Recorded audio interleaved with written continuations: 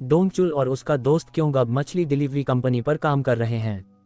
कुछ साल पहले डोंग एक गैंगस्टर हुआ करता था, लेकिन अपनी पत्नी से मिलने के बाद उसने गैंगस्टर का काम छोड़ दिया और अब एक नॉर्मल आदमी बन गया है। डोंग अपनी पत्नी से बहुत प्यार करता है और वह उसे हमेशा खुश देखना चाहता है, इसलिए वह जीवन में कुछ बड़ा करना चाहता है। डोंग किंग क्रैब का बिजनेस करने के बारे में सोचता है क्योंकि मार्केट में इसकी काफी मांग है। तभी डोंग को एक आदमी का फोन आता है और वे दोनों उससे मिलने के लिए दौड़ पड़ते हैं। पता चला कि डोंग किंग क्रैब के एक बड़े सेलर से मिलने आया है। सैंपल्स की जांच करने के बाद वह थोड़ी देर के लिए झिझकता है, लेकिन वह अपना पैसा जमा करने का फैसला करता है, जिसमें बैंक से उधार लिए गए 100 मिलियन भी शामिल हैं। लेकिन इसकी पत्नी को इसकी जानकारी नहीं है। आगे हम डोंग की पत्नी जिसू को देखते हैं, जो अब 2 जगह काम करती है। सारा काम खत्म करने के बाद घर के रास्ते में डोंग से मिलती है। डोंग ने जिसू से किंग क्रैब में इन्वेस्ट के बारे में उसकी राय ली, लेकिन वह गुस्सा हो गई क्योंकि वह हमेशा ऐसे इन्वेस्ट करता है जो घोटाले में बदल जाते हैं, जिससे वो और कर्ज में डूब जाते हैं। इसके बाद हम किताई नाम के एक आदमी की लीड में अपराधियों के एक ग्रुप को एक दरवाजे के जरिए से एक अपार्टमेंट में जबरदस्ती घुसने की कोशिश करते हुए देखते हैं। दरवाजा खोलने के बाद वह एक कर्जदार से भिड़ जाता है और उस पर बेरहमी से हमला करता है। हालांकि जैसे ही वह उसकी हत्या करने वाला होता है, कर्जदार की बेटी आ जाती है और किताई उसकी सुंदरता पर दीवाना हो जाता है। फिर वह और उसके गुंडे कर्जदार को फिरौती देने के लिए लड़की को किडनैप कर लेते हैं। रास्ते में गलती से किताई की कार डोंग की कार से टकरा गई। फिर डोंग अपनी कार से बाहर निकलता है और डैमेज को देखता है, इसलिए वह किताई के ड्राइवर डुसिक को बाहर आने और पुलिस को मामले की रिपोर्ट करने के लिए मनाने की कोशिश करता है। हालांकि क्योंकि उन्होंने एक लड़की को बंदी बना रखा है, डुसिक जल्दी से निकलने की कोशिश करता है और डोंग को कुछ पैसे देता है। जब जिसू ने उसे अपने पति पर पैसे फेंकते हुए देखा तो वह उसे डांटते हुए पहुंची और डोंग को पुलिस से कांटेक्ट करने के लिए कहा। जिसू की सुंदरता पे फिदा होकर किताई कार से बाहर निकलता है और अपने ड्राइवर को पीटना शुरू कर देता है और डोंग से माफी मांगता है। ये देखकर कपल घबरा जाता है और तुरंत वहां से निकल जाते हैं। अगले दिन डोंग अपनी तनख्वाह लेने के लिए अपने बॉस कांग के पास जाता है, लेकिन उसे केवल एक थोड़े पैसे ही मिलते हैं। वह और अधिक मांगने की कोशिश करता है, लेकिन कांग उसे अनदेखा कर देता है, इसलिए उसे नौकरी छोड़ने के लिए मजबूर होना पड़ता है। इसके बाद वह क्योंग से मिलने जाता है, जहां उन्हें पता चलता है कि किंग क्रैब जहाज एक चीनी पोर्ट में खड़ा किया जा रहा है। उनका मानना है कि उन्हें एक बार फिर धोखा दिया गया है और वो जिसू को पता चलने पर उसके रिएक्शन से परेशान हो जाता है। उस शाम डोंग अपनी पत्नी का जन्मदिन मनाने के लिए उसे डिनर पर ले जाता है। अपनी बातचीत के दौरान जिसू ने उसे नकली तलाक देने का सुझाव दिया ताकि वे अपना अपार्टमेंट अपने पास रख सकें, लेकिन डोंग गुस्सा हो जाता है और ऐसा करने से इनकार कर देता है। फिर वह जिसू को अपने किंग क्रैब इन्वेस्टमेंट के बारे में बताता है और अमाउंट सुनकर वह गुस्सा हो जाती है और उस पर चिल्लाती है। फिर वह उसे शांत करता है और जन्मदिन का केक लेने जाता है, लेकिन जब वह वापस आता है तो वो वहाँ से जा चुकी होती है। इस बीच जिसू कैब से घर जाती है, लेकिन उसे बहुत बुरा लगता है, इसलिए वह डोंग को मैसेज भेजती है और जिसमें लिखा होता है कि वह उसके डिसीजन पर उस पर भरोसा करती है। डोंग, जो अभी भी रेस्तरां में है, खुश है और उसका मैसेज मिलने के बाद घर चला जाता है। बाद में लिम नाम के एक व्यक्ति को कुछ सामान दूसरी कार में ट्रांसफर करने के कारण डोंग की कार को बीच सड़क पर रुकना पड़ा। हालांकि लिम किताई का गुंडा निकला जो जानबूझकर डोंग के घर जाने के रास्ते बांधा बन रहा था। घर पर किताई के एक गुंडों द्वारा जिसू का किडनैप कर लिया जाता है। बाद में जब डोंग घर लौटा तो उसे अपनी पत्नी नहीं मिली और उनका अपार्टमेंट खंडहर हो रखा था। फिर वह घबराने लगता है और सिचुएशन की रिपोर्ट करने के लिए पुलिस स्टेशन जाता है। फिर पुलिस ने उसे अपार्टमेंट बिल्डिंग का सीसीटीवी फुटेज दिखाया। हालांकि अपहरण से पहले किसी ने जानबूझकर इलाके के सीसीटीवी कैमरे बंद कर दिए थे। बाद में जैसे ही डोंग पुलिस स्टेशन से बाहर निकला, उसे किताई का फोन आया, जिसने उसे जिसू की दर्द भरी आवाज सुनने के लिए कहा। किताई फिर कहता है कि उसने फ्रिज पर एक बिजनेस कार्ड रखा है और डोंग को एक रेस्तरां में मिलने के लिए इनवाइट करता है। जब डोंग रेस्तरां में आता है तो किताई उसे फिर से कॉल करता है और रिक्वेस्ट करता है कि उसके सामने एक बैग रखा है जो पैसों से भरा हुआ निकला। फिर किताई उसे बताता है कि यह जिसू की कीमत है और वह अब घर नहीं लौटेगी। ये देखकर वह निराश हो गया। डोंग ने पैसे को सबूत के तौर पर पुलिस के सामने पेश किया। पुलिस ने जांच के बाद फैसला किया कि जिसू के साथ जो हुआ वह ह्यूमन ट्रैफिकिंग का एक एग्जाम्पल है और इसे डिसमिस करने का प्रयास किया।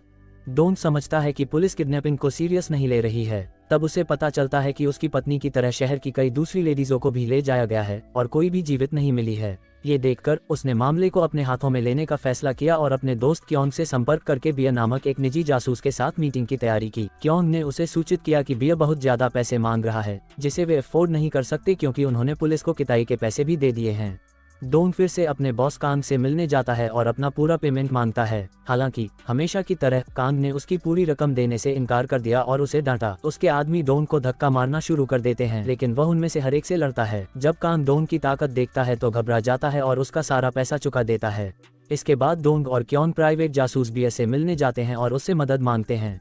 फिर वह अपना सारा पैसा बिया को दे देते हैं, जिसके बाद वो बोलता है कि यह पैसे कम है। अगले दिन बिया उस व्यक्ति की कार की प्लेट नंबर की जांच करता है जिसने डॉन के लिए पैसे वहां रखे थे।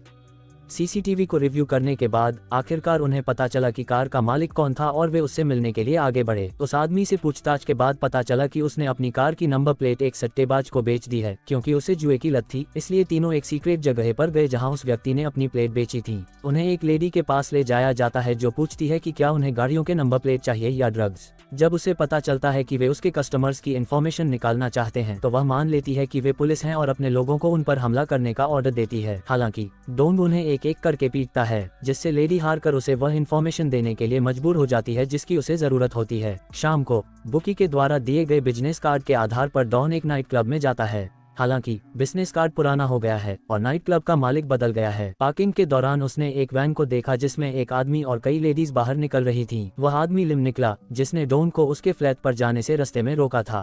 जब लिम अपनी कार में जाता है तो डॉन उसके पास आता है और उससे बाहर निकलने को बोलता है। हालांकि आखिरकार लिम वहां से भागने में सफल हो जाता है। बाद में डॉन को खबर मिली कि पुलिस को एक डेड बॉडी मिली है। ये सुनकर वो तुरंत बॉडी की पहचान करने थाने पहुंच गए। वह डरे हुए है, लेकिन सौभाग्य से मरी हुई लेडी जिसू नहीं है। अगले दिन बिया मरी हुई लेडी की जांच करता है और उसे पता चलता है कि वह 2 साल से लापता है। हालांकि अजीब बात यह है कि अपहरण होने से पहले वह बेहोशी की हालत में थी और उसका पति किसी कारण से कन्फेस करने के लिए पुलिस स्टेशन गया था। अगले सीन में तीनों उस आदमी से मिलने के लिए आगे बढ़ते हैं जिसकी पत्नी का शव मिला था। शख्स ने खुलासा किया कि उसकी पत्नी 2 साल पहले कोमा में थी और वह उसकी देखभाल करता था। इलाज के लिए फंड जुटाने के लिए वह एक टीवी शो में भी नजर आया। हालांकि एक दिन किताई उसे ढूंढ लेता है और उसे उसकी पत्नी के बदले में बड़ी रकम देने का ऑफर देता है, जो उनके लिए पहले से ही एक जीवित लाश थी। आखिरकार पति ने अपनी पत्नी के बदले पैसे लिए और अब उसे अपने किए पर पछतावा हो रहा है। डॉन के जाने से पहले वह आदमी उसे इसमें शामिल लोगों के बारे में कुछ जानकारी बताता है जो उसने इकट्ठा की थी। बाद में जैसे ही डॉन और उसके दोस्त कार में बैठे, उन्होंने एक जोरदार आवाज सुनी और पाया कि जिस आदमी से उन्होंने बात की थी उसने बिल्डिंग के ऊपर से गिरकर सुसाइड कर लिया है। उसे दी गई इन्फॉर्मेशन को देखने पर डॉन को डूसिक नाम का एक फैमिलियर आदमी और उसके बिजनेस कार्ड को पहचान लिया, जिसकी कार से कुछ दिन पहले डॉन की कार ठुक गई थी। फिर डूसिक उससे मिलने आता है जो उसे बिल्कुल भी नहीं पहचानता। फिर डॉन डूसिक को उसके ऑफिस से ले जाता है और उसे पूछताछ के लिए बीए के ऑफिस में लाता है। वहां उसे घंटों तक बेरहमी से पीटा जाता है, लेकिन वह कोई भी इन्फॉर्मेशन देने से इनकार कर देता है। इसके तुरंत बाद किताई ने उन्हें वीडियो कॉल किया और धमकी दी कि अगर डॉन ने डूसिक को नहीं मारा तो जिसू को मार डाला जाएगा। अपनी पत्नी को टॉर्चर होता हुआ देख डॉन ने उसकी गर्दन एक रस्सी से दबाई जब तक वह बेहोश नहीं हो गया। तब किताई ने उसे बताया कि यदि वह अपनी पत्नी को वापस चाहता है तो उसे पैसे देने होंगे। फोन कॉल खत्म होने के बाद हमें एहसास हुआ कि डॉन केवल नाटक कर रहा था और उसने उसकी नस दबाई थी, जिससे वह बेहोश हो गया था। फिर डॉन ने उसे जोर से थप्पड़ मारा और वह जाग गया। इसके तुरंत बाद डूसिक ने बताया कि वे लोन शार्क हैं जो उधार में पैसे लेने वालों या उनके करीबियों का किडनैप कर लेते हैं जब वे अपना पैसा चुकाने में नाकामयाब होते हैं, या फिर कभी कभी वे किसी लेडी को उसके रूप रंग के कारण किडनैप कर लेते हैं। अगवा की गई औरतों को ऊंची कीमत पर प्रोस्टिट्यूशन के लिए विदेश में बेच दिया जाता था। किताई एक ठरकी आदमी है जो मानता है कि पैसे से कुछ भी खरीदा जा सकता है, और अक्सर ऐसा होता है, लेकिन डॉन पहला व्यक्ति है जिसने हार स्वीकार करने से इनकार कर दिया। डूसिक का कहना है कि उसे होस्टेज को कहाँ रखा है उसकी पक्की लोकेशन नहीं जानता, पर एक जगह जानता है। ये सारी जानकारी इकट्ठा करने के बाद डोंग और उसके दोस्त पुलिस से पैसे वापस पाने का इरादा रखते हैं। जब वे पुलिस स्टेशन पहुंचते हैं तो बेर और क्योंग खुद को प्रोसिक्यूटर्स के रूप में इंट्रोड्यूस करते हैं। उनका दावा है कि वे सियोल के सेंट्रल ऑफिस से आए हैं और आगे की जाँच के लिए पैसे का बैग ले जाना चाहते हैं। अफसर बैग उन्हें देने के लिए राजी हो जाता है, लेकिन चीफ डिटेक्टिव को बताने के लिए जोर देता है। उनके मना करने के बावजूद कांस्टेबल ने डिटेक्टिव को कॉल किया और उसे पता चला कि केस के बारे प्रोसिक्यूशन को रिपोर्ट नहीं किया गया है।